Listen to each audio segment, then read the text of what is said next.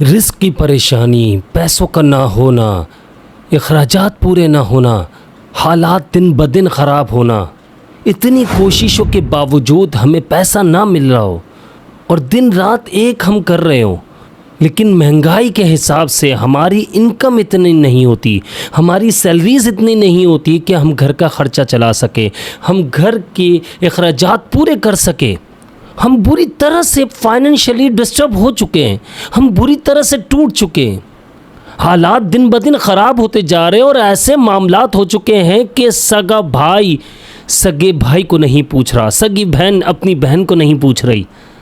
اگر کوئی بہن مالدار ہے تو وہ اپنے بھائی کو نہیں پوچھ رہی، اگر بھائی مالدار ہے تو وہ بہن کو نہیں پوچھ رہا۔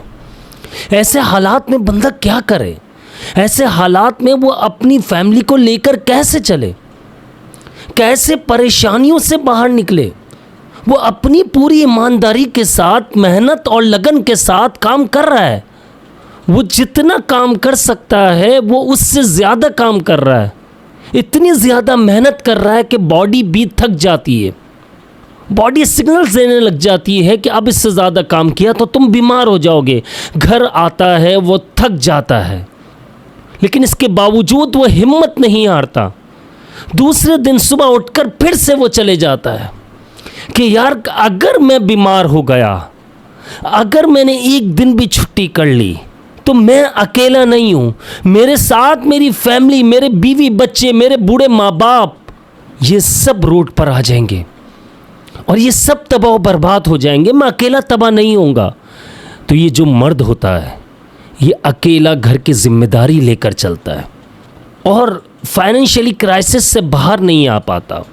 وہ محنت کرتے جا رہا ہے، ناک کی سیدھ میں محنت کرتے جا رہا ہے، اس کی کوشش یہ ہوتی ہے بس کسی طرح سے اتنا پیسہ کماؤں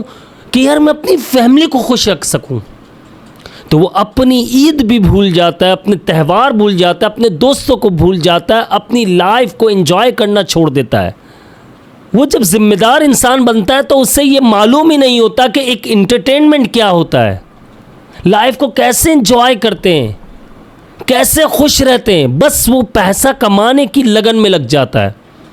وہ جستجو میں لگا رہتا ہے، اور مہینے کے آخر میں جب سیلری آتی ہے یا وہ کچھ کما رہا ہوتا ہے، بزنس کر رہا ہوتا ہے چھوٹا موٹا کچھ بھی،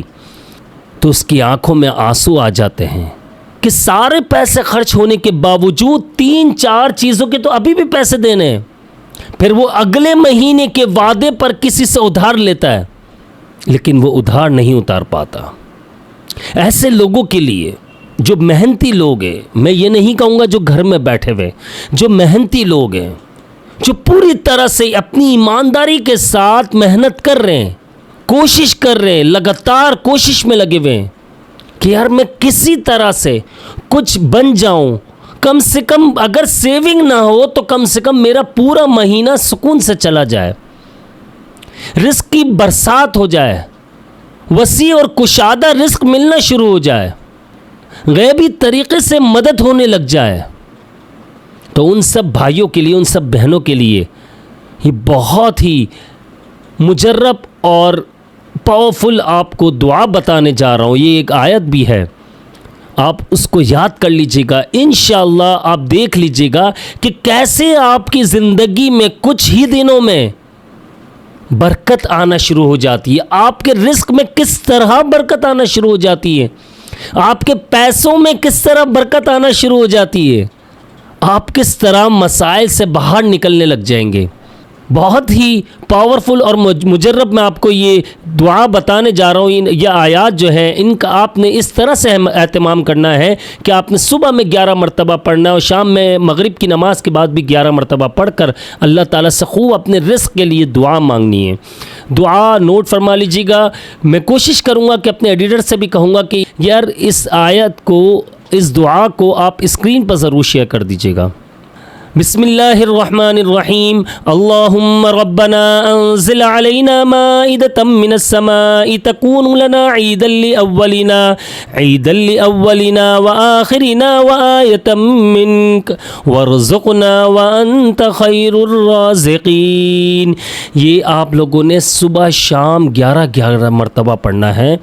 اور آپ نے اس کے بعد اللہ تعالیٰ سے خوب دعا کرنی ہے۔ یہ صرف ان لوگوں کو بتا رہا ہوں جو محنت کرتے ہیں، محنت سے نہیں گھبراتے۔ اگر آپ یہ سوچ رہے ہو کہ یار میں گھر میں بیٹھ کر اور محنت نہ کروں، میں کچھ کروں نہیں اور یہ سارے مسئلے حل ہو جائے، تو بھائی ایسا نہیں ہوتا۔ انشاءاللہ آپ یہ دیکھیے گا کہ اس دعا کی برکت سے، ان آیات کی برکت سے آپ یہ دیکھ لیجیے گا کتنا فائدہ ہوتا ہے آپ کو۔ آپ کے جس طرح کے بھی معاملات ہیں، رزق کے حوالے سے بات کر رہا ہوں میں، رزق کے کیسے بھی مسائل ہیں، انشاءاللہ کچھ ہی دنوں میں کچھ مہینوں کی بات نہیں کر رہا، کچھ ہی دنوں میں یہ مسئلے انشاءاللہ ختم ہو جائیں گے اور انشاءاللہ آپ کو وسیع اور کشادہ رزق ملنے لگے گا اللہ کے فضل و کرم سے۔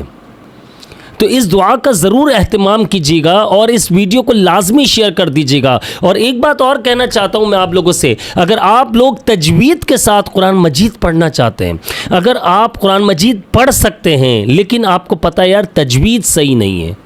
صحیح سے پڑھ نہیں پاتے، زبر زیر پیش کا پتہ نہیں چلتا، تو آپ ہماری اکیڈمی سے ضرور آن لائن قرآن مجید کی تعلیم حاصل کیجیے۔ دیے گئے واٹس اپ نمبر پر کانٹیکٹ کیجیے۔ بہت ہی مناسب فیس رکھی گئی ہے ہماری طرف سے کہ انشاءاللہ تجوید کتنی اچھی ہو جائے گی آپ کی، اور آپ کے بہت اچھے سے انشاءاللہ قرآن مجید پڑھنے لگیں گے۔ آپ خود بھی قرآن مجید کی تعلیم حاصل کیجیے اور اپنے بچوں کو بھی قرآن مجید کی تعلیم ضرور دلوائیے۔ آپ دنیا کے کسی بھی ملک سے اس ویڈیو کو دیکھ رہے ہیں تو آپ لوگوں سے ایک ریکویسٹ ہے کہ میرے چینل کو سبسکرائب ضرور کر لیجیے گا اور قرآن مجید کی تعلیم ضرور حاصل کیجیے، استغفار کرتے رہیے اور اللہ تعالیٰ سے اپنے گناہوں کی معافی مانگتے رہیے۔ نماز نہ چھوڑیے گا، فرض نماز ضروری ہے، ہمیں نماز پڑھنی چاہیے۔ اسی کے ساتھ مجھے اجازت دیجیے گا، اور جنہوں نے اب تک میرے چینل کو سبسکرائب نہیں کیا لازمی سبسکرائب کر لیجیے، بیل آئیکن کو پریس کر لیجیے گا۔ مجھے اپنی خاص دعاؤں میں یاد رکھیے گا۔ میں ہوں آپ سب کا بھائی عبداللہ بن حمید۔ السلام علیکم ورحمۃ اللہ وبرکاتہ۔